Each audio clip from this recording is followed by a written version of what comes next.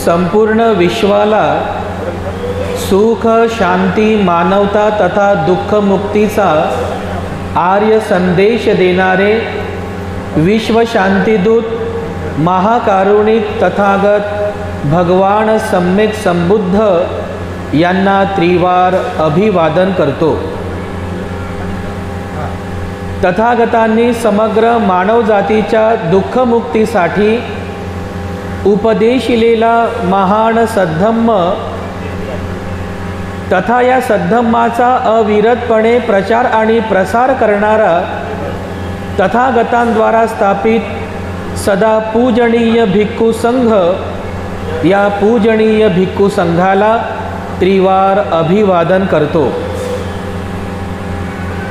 ज्यांच्या अथांग अमर्याद त्याग प्रभावामुळे या भारतभूमीला बुद्धभूमीचे रूप पुन्हा एकदा प्राप्त झालं, असे बौद्ध धम्माचे पुनरुद्धारक, तुम्हा आम्हा सर्वांचे उद्धार करते प्रज्ञा सूर्य बोधिसत्व डॉक्टर बाबासाहेब आंबेडकर यांच्या समग्र धम्मक्रांतीमध्ये जीवनाच्या शेवटच्या श्वासापर्यंत समर्पित राहून आजच्या या मंगलमय प्रसंगी सर्वप्रथम भिक्खू संघाच्या वतीने मी तुम्हा सर्वांच्या प्रती अनंत मंगल कामना अर्पण करतो, आशीर्वाद वचन अर्पण करतो। आज रोजी आपण नागपूर या ऐतिहासिक शहरामध्ये दत्तवाडी परिसरातील या गायकवाड परिवारात आजचा धम्मसंस्कार आपण संपन्न करीत आहोत। गायकवाड परिवारातील अथांग या बाळाचा नामकरण सोहळा आज आपण या ठिकाणी संपन्न करीत आहोत। अथांग असं नाव या बाळाला आपण दिलेलं आहे। अखिल आणि स्नेहा, अखिल आणि स्नेहा या दाम्पत्यांचं हे बाळ आहे, हे नवजात बाळ, ज्यांना आपण ज्या बाळाला अथांग असं नाव दिलेलं आहे। तेव्हा सर्वप्रथम अथांग या बाळाप्रती अथांगचे माता पिता, आजी आजोबा आणि संपूर्ण गायकवाड परिवार आणि आपण सर्वच नातेवाईक मित्रमंडळी आपल्या सर्वांप्रती मी भिक्खू संघाच्या वतीने अनंत मंगल कामना आणि आशीर्वाद वचन अर्पण करतो। उपस्थितांनो, मानवी जीवन हे अतिशय मूल्यवान आहे। भगवान बुद्ध या मानवी जीवनाची महिमा गातात, या मानवी जीवनाची प्रशंसा करतात, कारण या पृथ्वीवर अनेक जीवजंतू जन्मास येतात, या पृथ्वीवर अनेक पशु प्राणी जन्मास येतात, लहानाचे मोठे होतात, खातात पितात, म्हातारे होतात आणि शेवटी मृत्यूला सुद्धा प्राप्त होतात। बघा, माणूसही जन्मास येतो, लहानाचा मोठा होतो, खातो पितो, म्हातारा होतो, आजारी पडतो आणि शेवटी मरतो। परंतु भगवान बुद्ध असं म्हणतात, या पृथ्वीवर जन्मास येणाऱ्या लाखो जीवजंतूंमध्ये, लाखो पशुप्राण्यांमध्ये सर्वाधिक मूल्यवान जर जन्म, सर्वाधिक मूल्यवान जर जीवन कोणाचं असेल तर ते हे मानवी जीवन आहे। सर्वाधिक मूल्यवान, सर्वाधिक मूल्यवान हे मानवी जीवन आहे असं भगवान बुद्धांनी म्हटलेलं आहे। का बरं? भगवान बुद्ध या मानवी जन्माला, या मनुष्य लोकात जन्म घेण्याला, या मानवी जन्माला मूल्यवान का म्हणतात? त्याचं कारण आहे बांधवांनो। कारण भगवान बुद्ध या मनुष्य जीवनाला मूल्यवान यासाठी म्हणतात, कारण या मनुष्य जीवनामध्ये आपल्याला एक सर्वोत्तम देणगी या निसर्गाकडून प्राप्त झालेली आहे। या निसर्गाने आपल्याला एक सर्वोत्तम गिफ्ट आपल्याला प्रदान केलेलं आहे। कोणतं गिफ्ट सांगा बरं?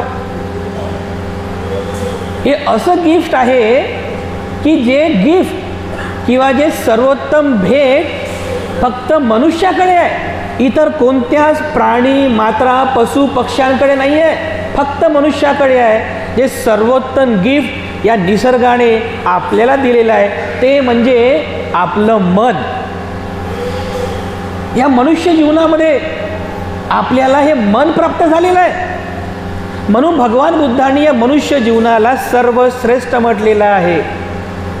या मनुष्य जीवनामध्ये या निसर्गाकडून जी गिफ्ट आपल्याला म्हणजे आपलं मन जे प्राप्त झालेलं आहे, या मनाचा सदुपयोग करून आपण आपले मानवी जीवन सुखी करू शकतो.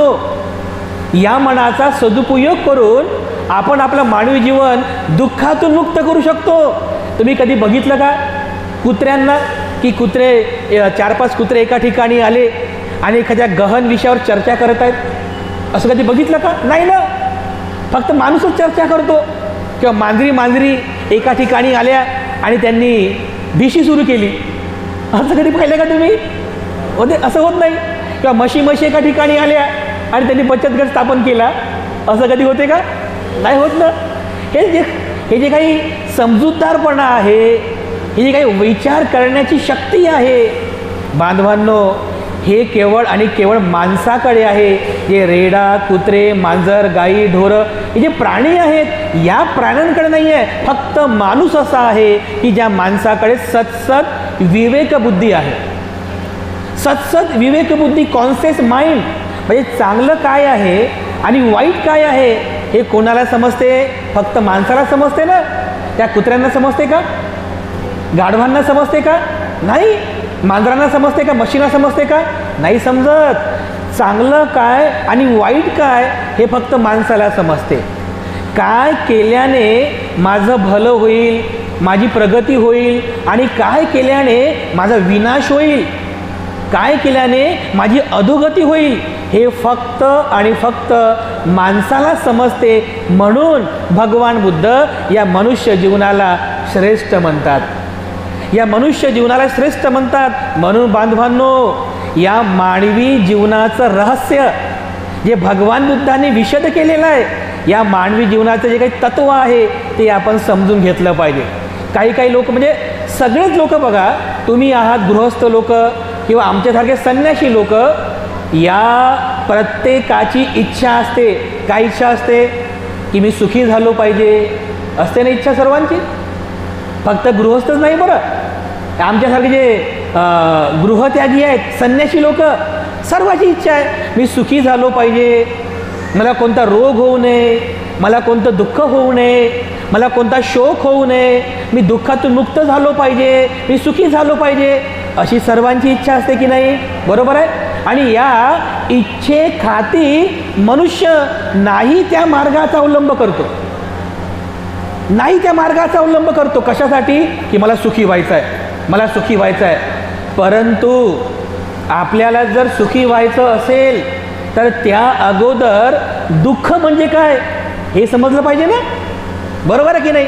म्हणजे जसं तुम्ही उन्हामध्ये फिरत आहात, बरोबर आहे, तुम्ही उन्हामध्ये फिरतायत, पूर्ण घामोघाम झाले आणि मग उन्हात फिरल्यानंतर तेव्हा तुम्हाला सावलीचं महत्त्व समजते की नाही? बरोबर आहे की नाही? म्हणजे तुम्हाला सावली समजली पाहिजे. तुम्ही फिरता तुम्हाला तहान लागली तर तुम्हाला पाणी पाहिजे, तर पाण्याचं महत्त्व समजलं पाहिजे. म्हणजे याचा अर्थ असा आहे की जर तुम्हाला सुखी व्हायचं आहे तर दुःख काय आहे हे सुद्धा तुम्हाला समजलं पाहिजे. ते दुःख कशामुळे उत्पन्न होते, हे आपलं जीवन कशामुळे दुःखी होते हे तुम्हाला समजलं पाहिजे. तरच तर तुम्ही त्याच्यावरती काहीतरी उपाय करता ना. तर भगवान बुद्धाने बघा याचं चिंतन केलं, या मानवी जीवनाचं चिंतन केलं की मनुष्य हा नेमका दुःखी कशामुळे होतो, त्याच्या दुःखाचं नेमकं कारण काय आहे. तर भगवान बुद्ध चिंतन करतात. चिंतन करता करता करता करता लगेच त्यांना समजतं की अरे आपलं हे जीवन जर म्हणजे एखादा व्यक्ती जर दुःखी आहे तर त्या दुःखाला दुसरं कोणी कारण नाही आहे, दुसरं कोणी कारणीभूत नाही आहे, आपणच आपल्या दुःखाला कारणीभूत आहोत. आपण नाही म्हणत का दुसरा कधी कधी दोष लावतो, हां त्याने मला खूप दुःख दिलं म्हणतो, असं म्हणतो ना आपण, त्याने मला खूप दुःख दिलं. पण खरं हे आहे की कोणीच कोणाला दुःख देत नाही. आपणच आपल्या दुःखाला कारणीभूत ठरतो, आपणच आपल्या सुखासाठी कारण ठरतो. तर भगवान बुद्ध हा उपदेश करतात. काय उपदेश करतात? भगवान बुद्ध म्हणतात, जर एखादा व्यक्ती वाईट मनाने बोलतो, समजते तुम्हाला? आवाज स्पष्ट येतोय ना? एखादा व्यक्ती वाईट मनाने बोलतो किंवा वाईट मनाने कार्य करतो, तर दुःख सुद्धा त्याचा पाठलाग तसंच करते, ज्याप्रमाणे बैलगाडीला जुंपलेल्या बैलांच्या पायांचा पाठलाग बैलगाडीची चाकं करतात. बघा तुम्ही, बैलांच्या त्या धावणाऱ्या बैलांच्या पायांच्या मागे मागेच ते बैलगाडी चाकं फिरत राहतात. बघा, अशी दुःख सुद्धा त्या माणसाचा पाठलाग तसंच करते. कोणत्या माणसाचा? जो माणूस वाईट मनाने बोलतो किंवा जो माणूस वाईट मनाने कार्य करतो. तर आता हे समजलं आपल्याला की दुःखाला आपणच कारणीभूत आहोत. जर आपलं मन वाईट असेल तर आपण दुःखी होतो. तर हे वाईट मन काय आहे हे सुद्धा समजलं पाहिजे ना, बरोबर आहे? वाईट मन म्हणजे काय? तर भगवान बुद्ध आणखीन पुढे स्पष्ट करतात, जर एखादा व्यक्ती आपल्या मनामध्ये राग उत्पन्न करतो, द्वेष उत्पन्न करतो किंवा दुर्भावना उत्पन्न करतो आणि राग, द्वेष आणि दुर्भावनायुक्त मनाने जर बोलतो अथवा कार्य करतो, तर ते त्याचं वाईट मन आहे. समजलं तुम्हाला? वाईट मन म्हणजे काय? रागानं भरलेलं मन म्हणजे वाईट मन, द्वेषानं भरलेलं मन म्हणजे वाईट मन आहे, किंवा दुर्भावनेनं भरलेलं मन हे म्हणजे वाईट मन आहे. तर जर तुम्ही एखाद्याला रागानं बोलले तर समजून जा तुमचं मन वाईट झालं, आणि वाईट झालं मन तर काय होईल? तेच बैलांच्या पायामागे जसं बैलगाडी चाकं चालतात, तुम्ही जर वाईट मनाने बोलले तर दुःख सुद्धा तुमचा पाठलाग करत राहते जीवनभरपर्यंत. भगवान बुद्ध म्हणतात, हा जो राग आहे ना, राग, हा राग अग्नीप्रमाणे आहे. अग्नी समजते ना? अग्नी विस्तव, बरोबर आहे? अग्नीचा गुणधर्म काय आहे? अग्नी जो आहे, आग, अग्नीचा गुणधर्म आहे स्वतः पेटणे, बरोबर आहे? स्वतः पेटतो आणि जिथं पेटला आजूबाजूचं वातावरण पेटवतो, बरोबर आहे की नाही? थोडीशी आग लागली तर आग वाढता वाढता वाढता वाढता पूर्ण गाव बेचिराग करून टाकते. अग्नीचा गुणधर्म असाच आहे. तर भगवान बुद्ध म्हणतात, राग हा अग्नीप्रमाणे आहे. ज्याच्या मनामध्ये रागाचा अग्नी, रागाग्नी, ज्याच्या मनात रागाचा रागाग्नी पेटला तो अग्नीप्रमाणे पेटतो. बघा असा, बघा तुम्ही, जे लोक रागामध्ये येतात कसे असतात ते लालबुंद झालेले असतात. बघा, चेहरा असा लालबुंद झालेला असतो. आता कोणाला मारतो की काय, शिव्या देतो की काय, आहे की नाही, असं ते वातावरण असते. आणि असा रागीट माणूस जिथे कुठं गेला आजूबाजूचं वातावरण पण पेटवतो की नाही? बघा बरं, घरात जर एखादा हेड पर्सन जर रागामध्ये असला तर घरातलं वातावरण कसं राहील? अशांत राहील, नाराज राहील, बेचैन राहील. मग याला कारणीभूत कोण आहे? कोण आहे कारणीभूत? आपणच आहोत ना.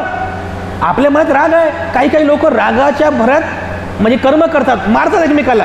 राग क्षुल्लक कारणावर राग असतो, क्षुल्लक कारण रागाच्या भरात मारतात आणि नंतर समजते, अरे चुकलो म्हणतात मी, अरे भाऊ माफ कर म्हणते, मला रागाच्या भरात बोललो, समजलंच नाही म्हणतात. भाऊ मला माफ कर, अगं बाई मला माफ कर, रागाच्या भरात मारले म्हणते मी. असं होते की नाही? राग हा क्षुल्लक असतो, क्षणाचा असतो, क्षणापुरता असतो. पण त्या रागाच्या भरात जर तुम्ही कोणाला बोलले तर जीवनभरपर्यंत त्याचा परिणाम तुम्हाला सोसावा लागतो. रागाच्या भरात जर तुम्ही एखादं कर्म केलं तर त्याचा दुष्परिणाम तुम्हाला जीवनभरपर्यंत सोसावा लागतो. कारण राग हा अग्नीप्रमाणे आहे. म्हणून आपल्या मनामध्ये रागाचा अग्नी, रागाग्नी पेटवू नका, म्हणजे रागाचा अग्नी पेटू देऊ नका. दुसरं द्वेषाचा अग्नी, द्वेष करतात लोक एकमेकांचा, एकमेकांबद्दल म्हणजे ईर्ष्याभाव ठेवतात, एकमेकांच्या चुगल्या चाहड्या करतात. हे सुद्धा वाईट मन आहे. बघा, भगवान बुद्ध सुद्धा याला वाईट मन असं म्हणतात. ज्याच्या मनामध्ये द्वेषाचा अग्नी, द्वेषाग्नी पेटला रे पेटला की तो माणूस असा पेटतो बघा, अग्निप्रमाणे पेटतो आणि आजूबाजूचं वातावरण पण असं पेटवून टाकतो, बेचिराग करतो बघा. दुर्भावनेचा अग्नी पण तसाच आहे. तर भगवान बुद्ध म्हणतात, जर तुम्ही तुमच्या दैनंदिन जीवनामध्ये रागाने, द्वेषाने आणि दुर्भावनेयुक्त चित्ताने जर बोलत असाल, कर्म करत असाल, तर तुमची दुर्गती साध्य होईल, तुम्हाला सुख मिळणार नाही. ज्याप्रमाणे बैलगाडीच्या म्हणजे बैलगाडी चाकं जसं बैलांचा पाठलाग करतात, दुःखसुद्धा तुमचा पाठलाग तसंच करत राहते बघा, जीवनभरपर्यंत. बघा काही लोक रागाच्या भरात असं काही बोलून जातात, तोंडातून असे शब्द निघतात, जसं त्या धनुष्यातून जसं तीर कसा बाहेर निघतो, त्या तीराने जर जखम झाली तर त्या जखमेला आपण म्हणजे त्या जखमेची मलमपट्टी करून ते जखम आपण बरी करू शकतो. परंतु बांधवांनो, या तीरापेक्षाही खतरनाक असणारे जर शब्द आपण कोणाला बोलले तर त्याच्यामुळे हे मनभेदक शब्द जीवनभरपर्यंत त्या माणसात दुरावा निर्माण करतात. म्हणून आपल्या मनात राग करू नका, आपल्या मनात द्वेष करू नका, आपल्या मनामध्ये कोणाबद्दल दुर्भावना करू नका. तर भगवान बुद्धाचं एक वचन तुम्हाला समजलं काय कोणतं वचन आहे? जर मी वाईट मनाने बोलतो, कोणतं वाईट मन? मी जर रागाने बोलतो किंवा कर्म करतो, मी द्वेषाने बोलतो किंवा कर्म करतो, किंवा मी दुर्भावनेनं बोलतो किंवा कर्म करतो, तर बघा तुम्ही दुःखी व्हाल. समजलं तुम्हाला दुःखाचं कारण काय आहे? आपण दुःखाचे कारण दुसरे कोण नाही आहे, पण आपल्याकडे काय झालेलं आहे, आपण आपला रिमोट दुसऱ्याकडे दिलेला आहे, दुसऱ्यांना कारणीभूत ठरवतो आपण. हे याच्यामुळे मला दुःख झालं, हे त्यानं मला दुःख दिलं, त्याच्यामुळे मी दुःखी झालो, दुसऱ्यांना कारणीभूत ठरवतो. तुम्ही चिंतन करा तर तुम्हाला समजेल, अरे माझ्या या कंट्रोलिंगचा रिमोट दुसऱ्याकडे नाही आहे, माझ्याकडेच आहे, मीच माझ्या दुःखाला कारणीभूत आहे. तर मग याचं चिंतन करून मग भगवान बुद्धाचा एक संदेश, भगवान बुद्धाचा पुढचा उद्देश काय आहे? तर भगवान बुद्ध म्हणतात, जर या उलट तुम्ही जर चांगल्या मनाने बोलले किंवा चांगल्या मनाने कार्य केलं तर सुखसुद्धा तुमची साथ कधीच सोडत नाही. ज्याप्रमाणे सावली म्हणजे माणसाची सावली माणसाचा साथ कधीच सोडत नाही. सोडते का? आपली जी सावली आहे सदैव आपल्या पायाखाली असते, नेहमी आपल्या पायाखाली असते, कधीच साथ सोडत नाही. तर सुखसुद्धा अगदी या सावलीप्रमाणे नेहमी तुमच्या सोबत राहते बघा. कशात? जर तुम्ही चांगल्या मनाने बोलले तर. आणि चांगलं मन कोणतं? चांगलं मन म्हणजे कोणतं? चांगलं मन म्हणजे ज्या मनामध्ये दुसऱ्यांप्रती मैत्रीचा भाव आहे, दुसऱ्यांप्रती करुणेचा भाव आहे, दुसऱ्यांप्रती सद्भावना आहे, असं जे चांगलं मन आहे, अशा चांगल्या मनाने बोला तर बघा तुम्हाला सुख प्राप्त होईल. चांगल्या मनाने बोला, करुणायुक्त मैत्रीयुक्त मनाने बोला तर तुम्हाला सुख प्राप्त होईल बघा. सद्भावनायुक्त मनाने बोला तर तुम्हाला सुख प्राप्त होईल. तर भगवान बुद्धाचं वचन आहे, ज्या कोणी व्यक्तीला जीवनामध्ये सुखी व्हायचं आहे तर त्या व्यक्तीने काय करायला पाहिजे? काय करायला पाहिजे? त्याने आपल्या मनाचं ऑपरेशन करायला पाहिजे. मनाचं ऑपरेशन आहे हे, ही चिकित्सा आहे मनाची. आपलं हे सर्व काही दुःख जर आलं ना ते याला पण आपलं मनच कारणीभूत आहे. आपण जर सुखाला प्राप्त झालो, आपल्याला जर सुख प्राप्त झालं, यालाही आपलं मनच कारणीभूत आहे. म्हणून बांधवांनो, आपल्या जीवनामध्ये सुख असो की दुःख असो, कोण कारणीभूत आहे? आपलं मन. मन हे सर्व आहे. मन हे सर्व विचारांचं उगम स्थान आहे. मनो पुबंगमा धम्मा मनोसेठा मनोमया, हे बुद्धांचं वचन आहे. मन हे सर्वस्व आहे, मन हे सर्वोत्तम आहे, सर्व विचारांचं उगमस्थान आहे. म्हणून आपल्याला आपल्या मनाचं तत्व हे समजलं पाहिजे. आपल्या मनाचं विचार समजला पाहिजे. तर आता एक गोष्ट तुमच्या लक्षात आली की मला जर सुखी व्हायचं असेल तर मला काय करावं लागेल? माझ्या मनामध्ये मैत्री उत्पन्न करावी लागेल, माझ्या मनात करुणा उत्पन्न करावी लागेल, माझ्या मनामध्ये सद्भावना उत्पन्न करावी लागेल. जसं बघा बर्फ असतो ना, बर्फाचा गुणधर्म काय आहे? बर्फाचा गुणधर्म आहे की जो स्वतः थंड असतो ना, स्वतः थंड राहतो आणि ज्याच्या कोणाच्या हातावर जातो त्याला पण तो थंड करतो. बघा आहे की नाही? हा बर्फाचा गुणधर्म आहे. तर मैत्रीयुक्त मन सुद्धा या बर्फाप्रमाणे आहे, करुणायुक्त मन सुद्धा या बर्फाप्रमाणे आहे. तुम्ही जर मैत्री उत्पन्न केली तर तुम्हीही सुखी व्हाल बर्फाप्रमाणे, आणि ज्यांच्या कोणाच्या सहवासामध्ये झालं तोही व्यक्ती सुखी होईल. बघा त्यालाही सुख प्राप्त होईल. तर असं मन तुम्हाला बनवायचं आहे. कसं मन? मैत्री, करुणा आणि सद्भावनेचं ओतप्रोत असं मन तुम्हाला बनवायचं आहे. बघा म्हणूनच तर भगवान बुद्धांनी सांगितलेलं आहे की जे काही घडतं ना त्याला आपलं मन कारणीभूत आहे. म्हणून उपासक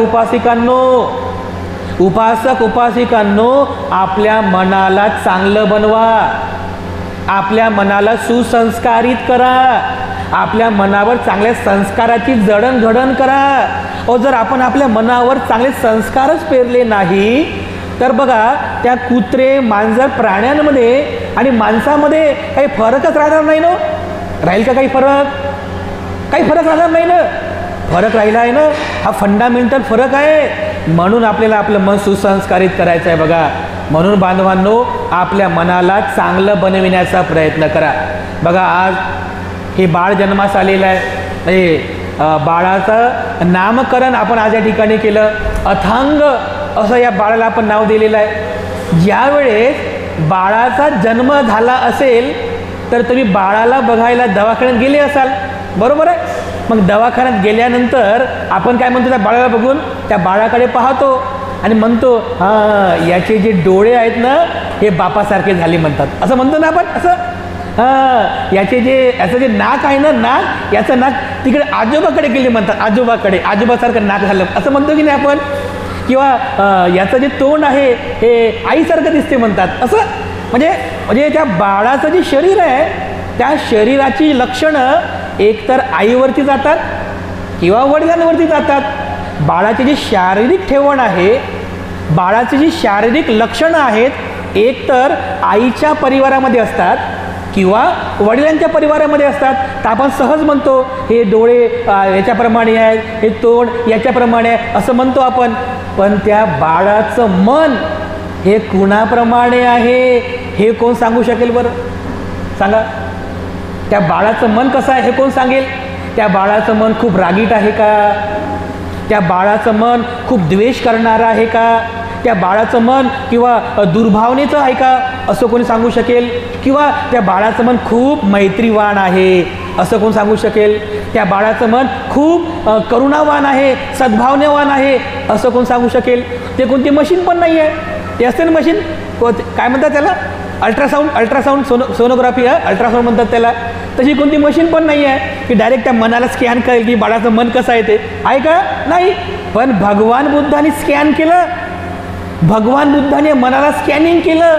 या मनाचा सगळा गुणधर्म जाणला, वाईट गुणधर्म काय आहे, चांगला गुणधर्म काय आहे हे सगळं जाणला. म्हणून बुद्धाचं तत्त्वज्ञान या बाबतीमध्ये आपल्याला खूप लाभदायी आहे. बघा तर बाळाचं मन हे सुसंस्कारित व्हावं, बाळाच्या मनाचा विकास व्हावा याकरिता त्या बाळाच्या मनावर चांगल्या संस्काराची जडणघडण करणं सुद्धा तेवढंच महत्त्वाचं आहे.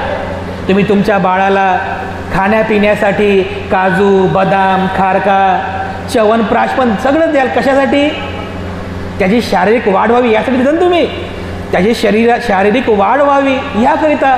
पण त्याच्या मनाचं काय बरं? त्याला मन आहे ना, अथांगला मन आहे की नाही? मग त्याच्या मनाचं काय?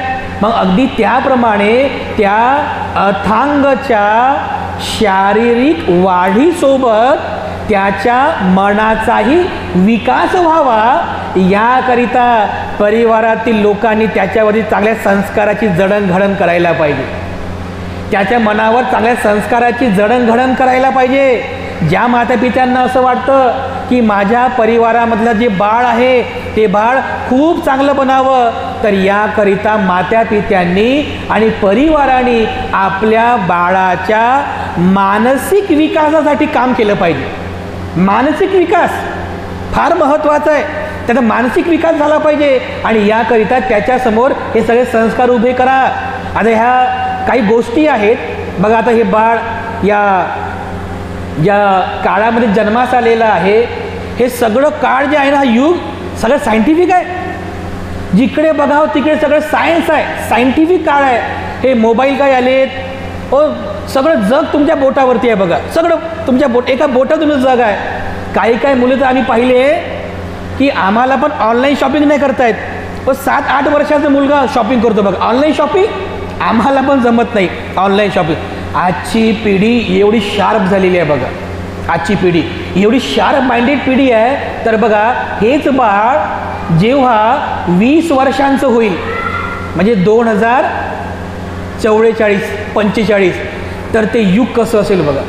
हे जेव्हा बाळ 20 वर्षांचं असेल, नवीन शोध लागलेले असतील, नवीन आता बघा ते चंद्रयान गेले ना, उद्या कदाचित तुम्ही मंगळावर जाल, तुमचा मंगळावर एखादा प्लॉट होईल, तिथं घर होईल, तिथं तुम्ही आम्हाला बोलवाल, काही होऊ शकते, काही सांगता येत नाही, पण नवीन शोध लागत आहेत।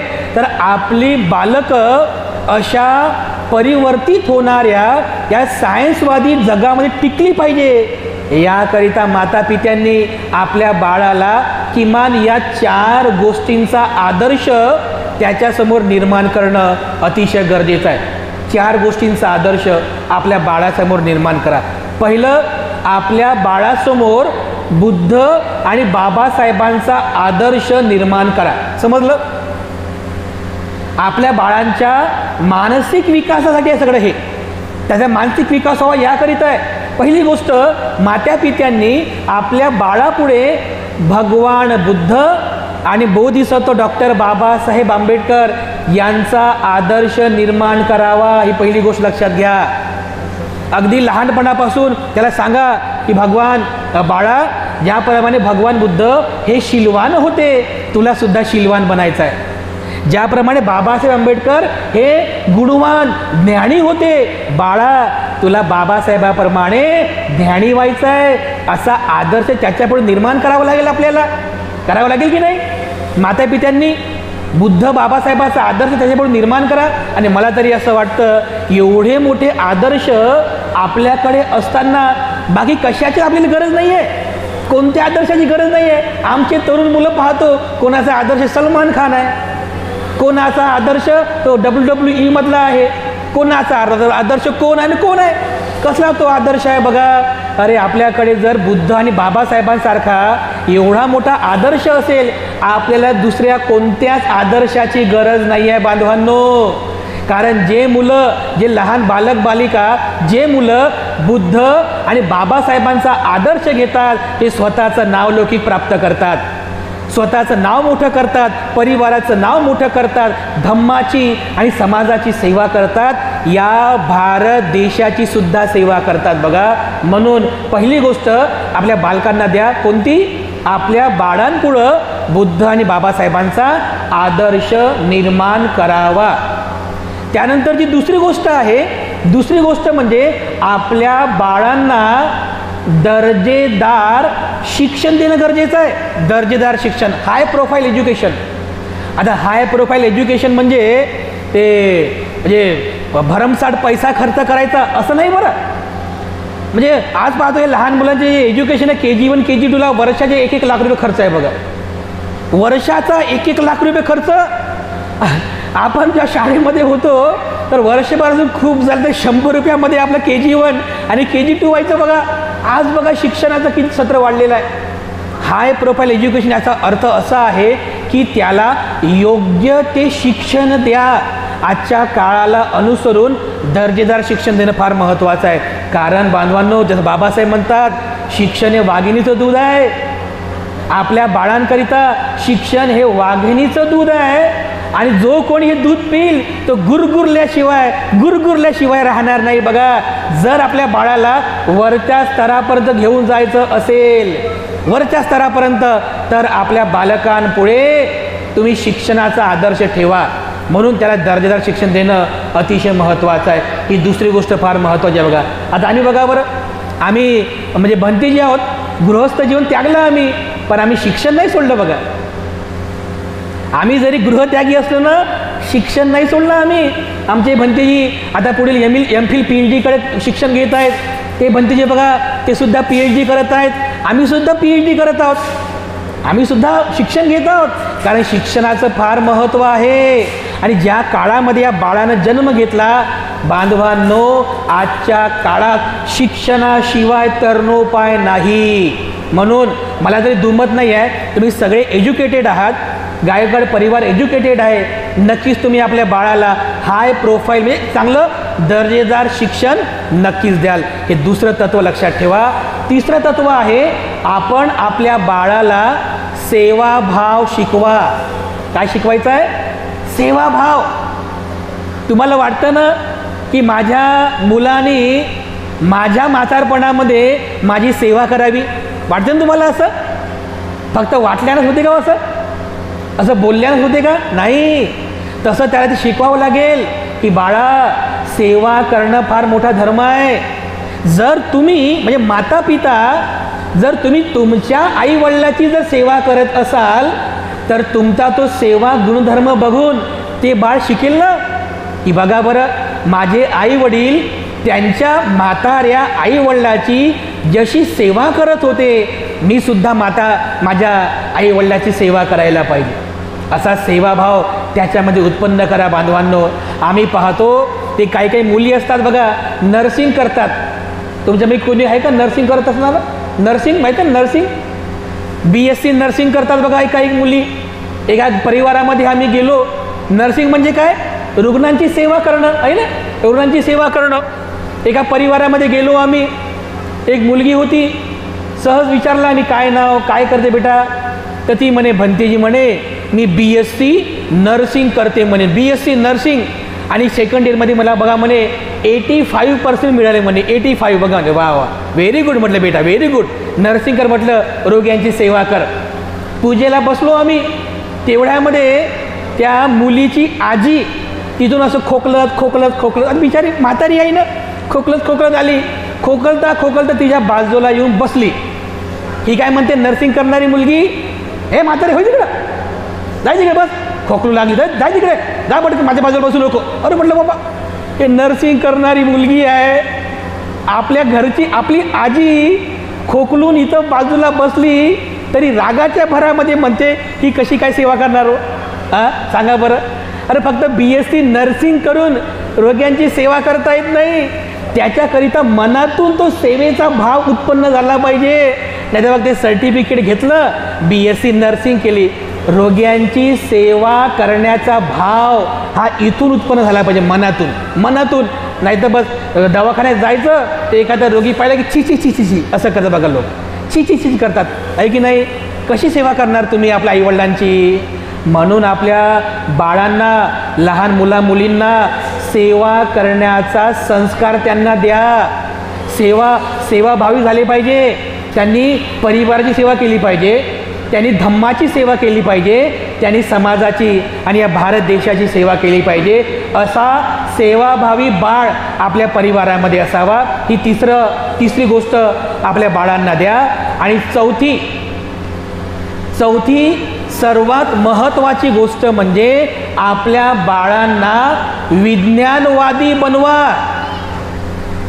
काय बनवायचं आहे? विज्ञानवादी बनवा. मी दुसऱ्या शब्दात सांगतो, आपल्या बाळांना प्रज्ञावान बनवा. बुद्ध तत्वज्ञानात सांगितल्याप्रमाणे प्रज्ञावान बनवा म्हणजे काय? आपल्या बाळांना सांगा श्रद्धा काय, अंधश्रद्धा काय हे त्याला समजावून सांगा. भक्ती काय, अंधभक्ती काय हे त्याला समजावून सांगा. नाहीतर बघा, आजची पिढी बघा, आजची यंगस्टर पिढी आणि पाहिली का, आम्ही पण तरुण जाऊ बघा, आम्ही काय म्हातारे नाही आहोत. आम्ही तरुण वर्गाला पाहतो, तरुण वर्ग मोठ्या प्रमाणामध्ये अंधश्रद्धेमध्ये गुरफटलेला आहे. अंधश्रद्धे गुरफटलेला आहे. काही मुलं तर 10वीची परीक्षा देतात आहे ना, 10वीची परीक्षा देतात आणि परीक्षा झाली की बरोबर जाऊन देवाला अगरबत्ती लावतात आणि काय म्हणतात, भगवान मला पास कर भगवान, आहे की नाही? 12वीची एक्झाम दिली, भगवान मला पास कर भगवान. UPSCचा अभ्यास करतात बघा, UPSC कलेक्टरचा अभ्यास करतात. कलेक्टर बनणार आहे, देशाची सेवा करणार आहे. UPSCचा रिझल्ट आला म्हणजे एक्झाम देताना म्हणतात भगवान मला IAS बनू दे, 10 नारळ चढवतो. भगवान मला पोलीस बनू दे, 10 नारळ चढवतो, आहे की नाही? बघा आपली यंगस्टर पिढी, आपला तरुण वर्ग मोठ्या प्रमाणामध्ये अंधश्रद्धेमध्ये गुरफटलेला आहे. मी म्हणतो माता पित्यांनो, आपल्या बाळांना अंधश्रद्धाळू होऊ देऊ नका. खूप घातक आहे, भयंकर घातक आहे. बघा आपल्या बाळांना अंधश्रद्धाळू होऊ देऊ नका. त्याला सांगा की बाळा तुला बुद्धिवादी बनायचं आहे, बुद्धाप्रमाणे बुद्धिवादी बन. अंधश्रद्धेमध्ये जाऊ नको, अंधभक्तिवान बनू नको, मिथ्या दृष्टीमध्ये जाऊ नको. आपल्या मेहनतीने जे काही प्राप्त करशील ते आपल्या मेहनतीने आणि कष्टाने मिळव. कोणता देव येऊन तुझं भलं करणार नाही, कोणती देवता येऊन तुझं मंगल करणारे. तुला स्वतःच्या मेहनतीने कष्टाने नाव प्राप्त करायचं आहे. म्हणून आपल्या बाळांना विज्ञानवादी बनवा, बुद्धिवादी बनवा, हे फार महत्त्वाचं आहे. बघा आज गायकवाड परिवारामध्ये बाळाचा नामकरण विधी आपण या ठिकाणी करीत आहोत. मी सुद्धा बाळाच्या भावी सुखी समृद्ध जीवनाकरिता खूप मंगलकामना अर्पण करतो. आपण नक्की श्रद्धावान आहातच, आपलं बाळसुद्धा श्रद्धावान बनणार आहे. बुद्ध आणि बाबासाहेबांवर आपली नितांत श्रद्धा आहे. नक्कीच बुद्ध बाबासाहेबांचा आदर्श त्याच्यापुढे आपण देणार आहात. आपल्या सर्वांच्या आदर्शामुळे आपलं बाळ नक्कीच सेवाभावीसुद्धा बनेल, आपलं बाळ विज्ञानवादीसुद्धा बनेल आणि आपल्या बाळ स्वतःच्या मेहनतीने नाव लौकिक प्राप्त करून तुमच्या परिवाराचं नाव रोशन करेल, समाजाचं नाव रोशन करेल आणि पर्यायाने या भारत देशाची सुद्धा सेवा अथांगच्या शुभहस्ते घडेल. आम्ही खूप खूप मंगलकामना अर्पण करतो. अथांगबद्दल अथांगचे माता पिता, आजी आजोबा आणि संपूर्ण गायकवाड परिवार, संपूर्ण परिवाराप्रती मंगलकामना अर्पण करतो. अथांगच्या शारीरिक वाढीसोबत त्याचा मानसिक विकास व्हावा आणि आपल्या कार्यकर्तृत्वाने अथांगने स्वतःचं आणि परिवाराचं नाव उज्ज्वल करावं, अशी मंगलकामना अर्पण करून या ठिकाणी थांबतो. पुनश्च एकदा सर्व उपासक आणि उपासिकांप्रती मंगलकामना अर्पण करतो. वेळेअभावी या ठिकाणी थांबतो. सर्वांचं मंगल हो, सर्वांचं मंगल हो.